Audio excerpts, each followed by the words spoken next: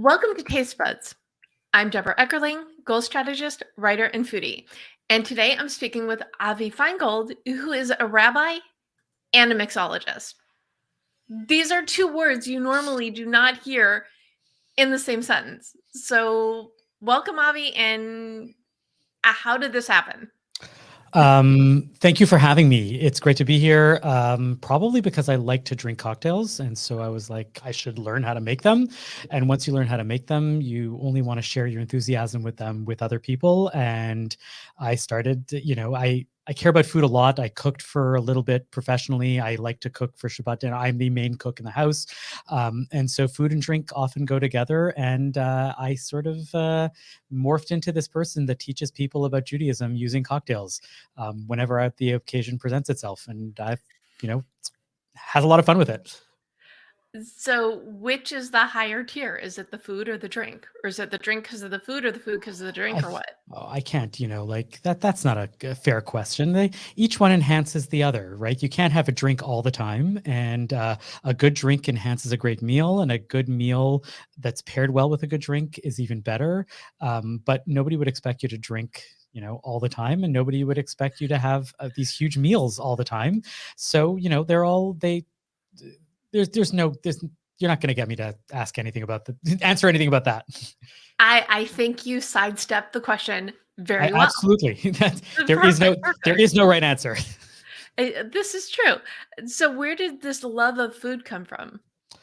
I think, I moved out of the house fairly late. The Canadian way is not to like go away for school go away to college when you finish high school. Many people, many of my friends, we stayed in Montreal. We were just at home because it was easier and it was more convenient. It made a lot of sense. Education in Canada is so much cheaper. To worry about and to think about and to deal with. So we all went home, but I graduated and I was working and I ended up moving to the States when I was older, like my 20s. And I was like, oh, if I'm going to eat, I have to cook. I can't just eat out every night. And I started liking great food. I was always into good food, but I started learning how to make food, and I started getting, collecting recipes and making mistakes. And that's the best way you can learn is you make mistakes. And eventually I started making fewer and fewer mistakes. And there was a moment where I was writing a piece actually for a long dead blog called The Jew and the Carrot, which was put out by Chazon, which is an organization on Judaism and sustainability. And I was interviewing Chef Laura Frankel, who had a restaurant called Shallots and was opening up the first kosher Wolfgang Puck catering in North America. And over the course of the interview, it was sort of like, oh, well, we should work together. And I ended up being her mashgiach for a long time. I was in graduate school at the time, and so I was working mainly as a graduate student. But every once in a while, if I ever wanted to cook or if she ever needed somebody to come to the kitchen, I would go and cook and have fun. And I told her, like, you're going to get a mashgiach who knows how to cook, who's able to produce stuff, but I want you to treat me like anybody else on the line so that I can learn how to be a better chef. And she would yell at me sometimes. And then by the end of the shift, we'd be still drinking a glass of wine together afterwards or whatever it was. Because we were friendly. But when the work happened, I had to work the way that she would expect anybody else to work. And that's how I learned how to cook. And so, at some point I realized that I would much rather still be a great home chef than a great, a struggling restaurateur. So I became somebody who loves making Shabbat meals and entertaining people. And that naturally led to cocktails. Of of course it did. Can you explain for people who don't know what a mishkia is? Oh, sure, of course. The mashgiach is the person who is in the kitchen and making sure that if a operation is kosher certified, that it is up to the standards of the kosher certifying agency. So it's not necessarily the rabbi who establishes the kosher certifying agency, but it's their person in their boots on the ground who is there looking to make sure that the food that are coming in are all certified kosher, and that the food that's being prepared is done to kosher standards, and all of the various laws are being taken care of. And so it wasn't necessarily my job to do that. I knew how to do it because I was a rabbi, but I didn't. It was my only real experience in the kitchen as a mashgiach, and it was a lot of fun. It was a lot of it was interesting, and that was my that was my entry point into a kitchen to be able to learn how to cook. Do you have like a favorite food memory from that time? Um, oh wow, there's so many. I think that it was some of the favorite ones, the ones that stick with me the longest, are the ones that are the not necessarily my favorite, but the ones that are the hardest lessons, right? I joke that I can make a Shabbat now end to end, right? 3 courses without thinking in an hour, because I once had to peel 100 pounds of potatoes in a very short amount of time because there's people coming for 400 people. When you're making a catering gig, that's what you have to do, and that's how you learn how to work fast. And so my some of my favorite memories are the ability to like learn how to work fast by repetition, by being around people, by I remember one of the sous chefs that was there, who wasn't Jewish and loved to cook, and he turned out that he lived a block away from me when we were living together, when I was living there, and it was in Chicago. And one evening he came over for one afternoon, and we cooked the whole afternoon away, and we made a dinner for him and his girlfriend and me and my wife. And the opportunity to be around people who really loved food was an amazing opportunity. So specific foods, I'm not going to put my finger on it, but definitely the opportunity just to be around food culture for a very long time. What do you think is the because people have very strong opinions about food, and most of them, I would think the ones who are tuning in love food, at least we do. What is it about food that people have such a strong connection to it? I mean, it's there's this whole back and forth about whether food is an art form. Noma, this famous restaurant, is closing, and there's all these questions about, well, is food just there for sustenance, or is food there to serve as like elevating and having these massive 6-hour tasting menus with 40 courses? Um, I'm not necessarily for those specific things, for having these extended meals where you're paying $800 or $1,000 for one meal, and the pinnacle of creation is around that.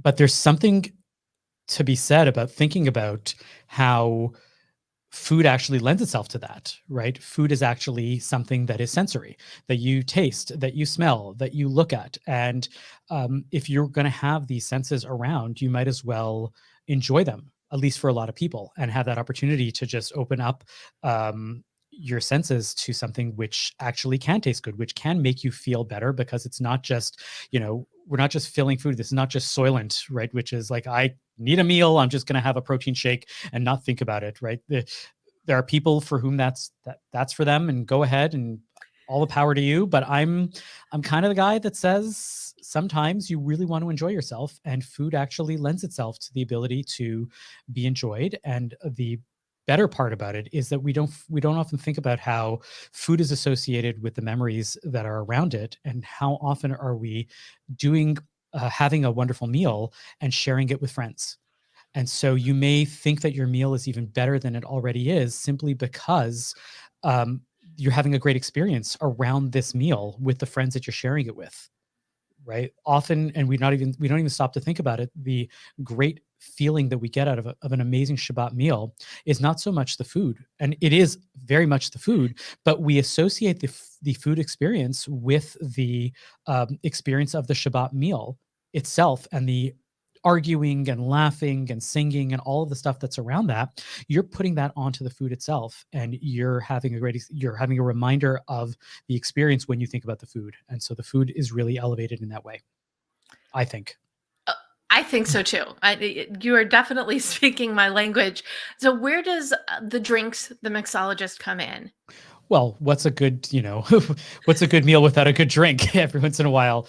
I think that, I used to, before it was even we even had this like elevated cocktail culture, which is now like almost standard in most major cities and many minor ones. um, People would call me up and like, what drink can I have that's kosher? Can you tell me, if I go to a bar, what drink I'm allowed to have and what drink I'm not allowed to have, without like knowing that everything is certified? And I'd be like, I don't know, it depends on the bar, depends on the type of juices they have, depends on what types of things you like. And most of them were just asking like, can I have a screwdriver, or can I have like a Sex on the Beach? Like, what are these drinks that people were drinking that weren't made of huge quality ingredients? And people just started asking me because they knew that I was a rabbi that I actually didn't feel bad going into a bar with friends and having a drink.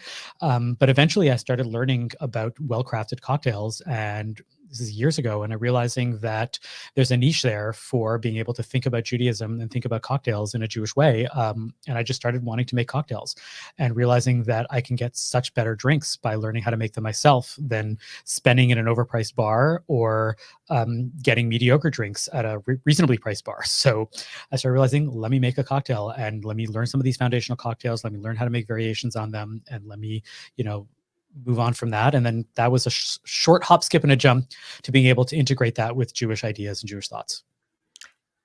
And it's also the same thing. You can overpay for a bad meal, or you can make a really good Sure. meal at home too. So I think it Yeah. fits that.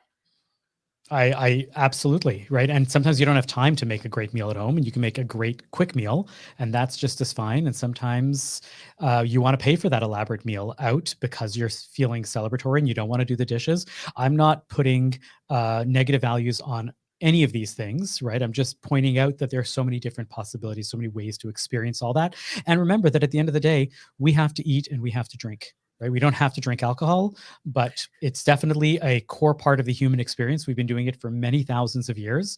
And clearly, we've been doing it for long enough. We might as well, enjoy it and try to create something meaningful out of it and fun. Meaningful and fun, absolutely the words of the day, especially when it comes to food. Do you have a go-to quick meal that you like? A go to quick meal. I mean, I like searing some fish and then serving it with some roasted potatoes is like the simplest, easiest. It's not something my kids eat at all. My kids are incredibly picky eaters. Shabbat, there's nothing like a Shabbat with, I'm going to use the roasted potatoes again because they're always super quick and easy. But I like to remind people that you can make a soup in 20 minutes and let it cook down. And while it's cooking, you can take take a chicken, prepared to roast, put it on a bed of potatoes and throw some onions and some carrots and some parsnips or whatever in there, whatever you have around, right? And then you have a chicken, you have a side of potatoes, you have a soup, and it literally took you a half hour of preparation plus another half hour, 40 minutes of cooking, of letting it cook on its own. Well, soup is my absolute favorite thing to cook because it does the work for you. Yeah, sure. Absolutely, and sometimes the simplest soups are the best. I make a cauliflower soup that specifically, and I remember reading this from the chef, who was a chef at Chez Panisse, and he was like saying that this is a soup that actually wants to have water in it and not stock, right? It's just let's let the cauliflower flavor, because if you can get a good fresh cauliflower and only have that, a little bit of onion for a little bit of some of that the allium hit, and then just add some water, stew some cauliflower, blend it down. That's all you really need. And sometimes a simple soup is the thing that, as you say, hits the spot. So let's talk about drinks some more, because I know Sure. you started with like the basics, but you create your own cocktails. So I how I does do. People don't realize how, not how easy, but once you understand the basics of a lot of cocktails, you start realizing how there aren't hundreds and hundreds of cocktails. There are really often, and this is not my big idea, this is other people have really studied this and perfected this and taught many thousands of mixologists using this idea, that at the end of the day, there's only a handful of base cocktails, of like really like these are the master cocktails, and everything else becomes a variation on it. Now there's always going to be exceptions to it, but at the end of the day, if you learn 3 or 4 base like master recipes for cocktails, you can just start riffing on them. And if you decide, well, what if I change this and it's not quite right? Well, first of all, with cocktails, rarely do you have something that is undrinkable, but you're in the perfecting of it, you get 2, 3, 4 different fun cocktails out of it, and you get to enjoy, and you got it right. But the proportions are often very easy to master and very easy to think about, and then creating variations around that, once you know exactly what it is that you like and how you like it, is an easy way to work through it. So it's not that hard to start creating variations on cocktails once you understand really what that master recipe is. you should know that this question is coming. You What is want you want a yeah, recipe? Yeah. yeah, can you share in either a good base cocktail or a base cocktail and how you would elevate it?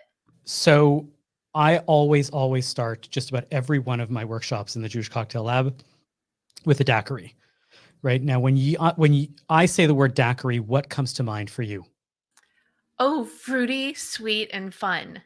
And you're thinking blended on a beach somewhere, right? Strawberry Right. daiquiri, watermelon daiquiri, and stuff like that. A daiquiri is actually one of the hardest cocktails to make and to perfect because it has so few things to hide. A real daiquiri is not a frozen blended drink. If you go to a bar, a cocktail bar, and you ask for a daiquiri, they will present you with something that looks very simple and very straightforward in a glass. In fact, it's usually the cocktail that they will test budding cocktail mixologists that are looking to get a job at a bar. How well can you just make a daiquiri? Because a daiquiri is really simple. It's white rum, simple syrup, which is liquid sugar, basically. It's equal parts sugar and water dissolved into each other till they're clear and fully dissolved, and lime juice, freshly squeezed. Please, please, please, please, please, please don't ever use bottled citrus juice in a cocktail. It's horrible, horrible stuff. It shouldn't even be in your cooking, right? Skip through that aisle of the real lemon and all these other like fake, pasteurized juices.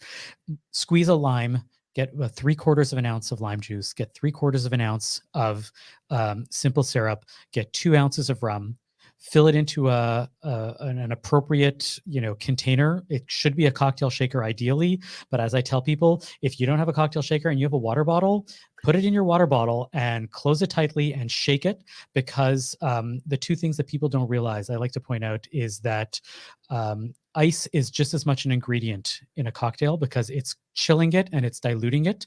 And the chilling and diluting of a cocktail with ice is what I like to say is that's the way that we cook a cocktail. You would never take a bunch of different ingredients and throw them in a pot and say, well, that's tomato sauce, right? With basil and this and that, because you have to cook it. You have to get those flavors to melt together. The way in which you melt flavors together in a cocktail, especially when you're dealing with one with citrus juices, is you're shaking it. You're shaking it for a good 20 to 30 seconds. You want to hear that ice really get out there, and you want to strain all that ice out. So you've diluted your cocktail. You've added enough sweetness. You've added enough cold that it should be like bracingly cold, and you should be able to drink it within 10-15 minutes. It's not a very large cocktail. You had about 4 or 5 ounces of liquid in there after everything is done. It is the simplest cocktail to make, and it is the hardest to master. Some people want it a little sweeter, so you're going to add a 1/4 ounce extra of simple syrup. Some people want it a little more tart, so you're going to pull back that simple syrup a little bit more. But once you've perfected and you know exactly how you like your daiquiri with your freshly squeezed lime juice, you start realizing that it is the basis, as long as you switch out 1 or 2 ingredients but in the same formula, in the same proportions, with so many other possible cocktails. So if you swap out the lime juice for lemon juice and you add in whiskey instead of rum, you have a whiskey sour. It's exactly the same formulation. And you swap out that whiskey and you put in amaretto, you have an amaretto sour. So it's the basis for so many sours. It's the basis for a gin gimlet. If you put in gin, lime juice, and simple syrup, or vodka, lime juice, and simple syrup. So that's just swapping out one ingredient. As you start being able to move further out, you start realizing that you can really elaborate on these cocktails, and it's the same formula. It's the same way of thinking about it. A mojito is essentially a daiquiri, right, with mint and made longer using seltzer. Same thing with a dark and stormy. Same thing with Moscow Mule, right? Instead of adding sugar, you're adding in ginger ale.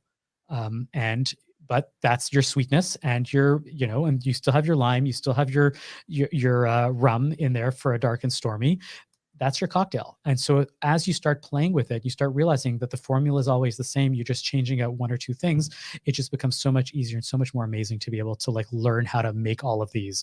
And again, this is not my big, chidush, as we say in Hebrew. This is not my big, idea in the cocktail world. If you're really interested in how this goes and going a little deeper, I would go and direct you to the Cocktail Codex, which is a wonderful and very, very important book, which teaches you the basis of these master cocktails and takes it, so many steps further, and you just learn. And every night, it's the greatest thing that you learn something new and you have a cocktail to celebrate with it at the end of it. I love it. I feel like I just had a crash course in cocktail making. So I thank Well, you. you have to report back and tell me tonight when you go home, you're going to make yourself a daiquiri, and I want to hear back how you think it went. And you got to make it a few times till you figure it out exactly. You're not even thinking about it, but go ahead and do it. I love it. Usually I'm the one giving homework. Okay, challenge accepted. Stay tuned. Done. This has been so much fun. Is something that you know now, whether it's about cooking or mixing cocktails, that you wish you knew when you first Uh, started? I think I said it before, but very much I felt bad in the beginning when I was making cocktails or cooking when I made a mistake. And the Rabbi Bob Ross is very very much right here in that everything is happy little accidents, right? Don't be afraid to fail, because when you fail, you've learned what you did wrong and how you can correct it for the next time. You have if your drink is way way too sweet, you know that you've added too much simple syrup, and you just know that you have to cut back a little bit more next time, or figure out the proportions. And if you burn your lasagna, unless it's really really inedible, you have figured out that maybe you shouldn't cook your lasagna for 2 hours at 500. Important lessons learned. Where can people learn more about you and the Jewish Cocktail Lab and you? So the Jewish Cocktail Lab is very much an informal thing that, the word gets around. I've had synagogues call me and groups call me to do events and stuff. I don't do it as much anymore because I'm busy with a lot of other podcasts and a lot of other rabbinic work life. But I am around and available. Virtually all my podcasts are on my website. 321 on my website, jewishliving.lab.com, which we can splash up there, or we can put a link in somewhere in that. I put a lot of different series of podcasts up there, and my weekly podcast is hosted at the Canadian Jewish News, thecjn.ca/bonjour, and that's bonjour chai. But I have that's most of my writing and most of my thinking, most of my podcast goes up on the Jewish Living Lab website, which is how to reach me and a bit about me. And that's my main outlet for a lot of my teaching and a lot of my work. Fantastic. And we will have a recap so people can learn more about you and get links. So thank you Sure. so much, Avi, for taking the time to talk food and drink today. And thank you for tuning in to Taste Buds with Deb. Don't miss an episode. Subscribe on YouTube or your favorite podcast platform. And you can go to jewishjournal.com to get recipes and read the articles that go with each episodes, and learn more at tastebudswithdeb.com. Until next time, enjoy your food.